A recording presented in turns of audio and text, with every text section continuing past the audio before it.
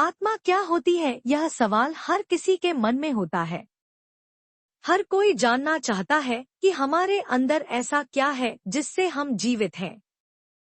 तो आइए आज इसी सवाल का जवाब जानने की कोशिश करते हैं। आत्मा एक संस्कृत शब्द है जिसका अर्थ होता है स्वयं। इसका मतलब आंतरिक सार भी होता है। यह किसी व्यक्ति का आध्यात्मिक हिस्सा है जो मृत्यु के बाद भी जीवित रहता है। आत्मा शाश्वत और अविनाशी है। आत्मा ही व्यक्ति का सच्चा सार है, जो शारीरिक पहचान से अलग होता है। यह अमूर्त होता है और अमर होता है। आत्मा ही हमारे शरीर द्वारा किए गए कर्मों को देखती है और उसका फल भोगती है। यह शरीर को केवल एक साधन के रूप में देखती है, जो कर्मों का अनुभव करने में मदद करता है। आत्मा को एक ऊर्जा के रूप में भी वर्णित किया गया है, जिसे न तो काटा जा सकता है, न जलाया जा सकता है और न ही नष्ट किया जा सकता है। अब समझते हैं कि आत्मा और परमात्मा में क्या अंतर है। आत्मा व्यक्ति का व्यक्तिगत और छोटा रूप है, जबकि परमात्मा सर्वोच्च शक्ति या ईश्वर है, जो पूरे ब्रह्मांड को नियंत्रित करता है। आत्मा परमात्मा का ही अंश है, लेकिन वह परमात्मा नहीं बन सकती क्योंकि दोनों के गुणों और मात्रा में बहुत अंतर होता है। आधुनिक विज्ञान आत्मा को नहीं मानता।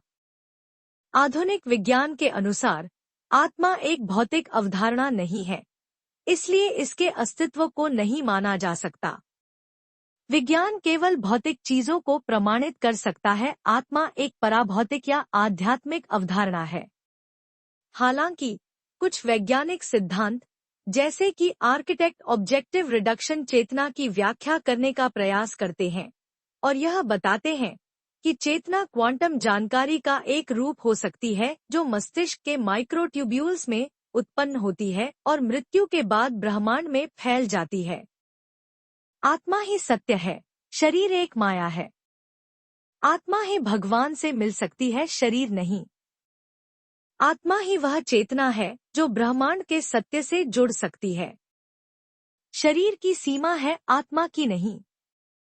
आत्मा को कोई नुकसान नहीं पहुंचा सकता।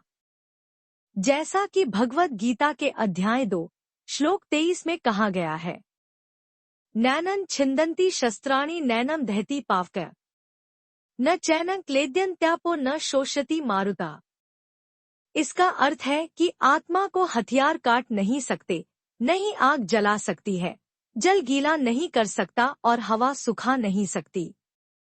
यह श्लोक आत्मा की अविनाशी और शाश्वत प्रकृति को दर्शाता है, जिसे भौतिक तत्व प्रभावित नहीं कर सकते। आत्मा को हमेशा शुद्ध रखें, मन साफ रखें, बुरे विचार और बुरे कर्मों से दूर रहें। इसी प्रकार हम परमात्मा को पा सकते हैं।